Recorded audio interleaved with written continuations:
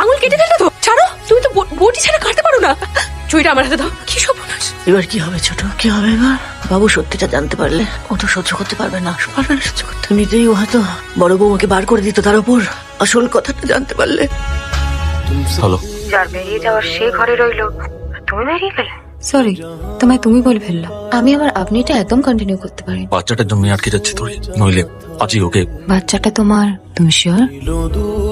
কি গো, শুনছো না? কি হয়েছে বলো তো তোমার? রোজ বলো যে জোরে চালাচ্ছ না কেন, জোরে চালাও, এটা গাড়ি, এটা ঠেলা গাড়ি। এখন জোরে চালাচ্ছি তাতেও প্রবলেম? তখন আর এখন কি এক হলো? প্রথম কত মাস একটু সাবধান।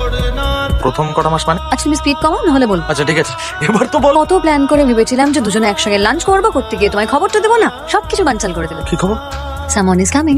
সামান মানে কে? কে মানে আমি কি করে জানবো? নাম তো তুমি দেবে। আর ইউ সিরিয়াসলি বলছো? How did this happen? We are not even planning. সবকিছু কি আর প্ল্যান করে হয় মশাই? প্ল্যান মিস হয়ে গেছে।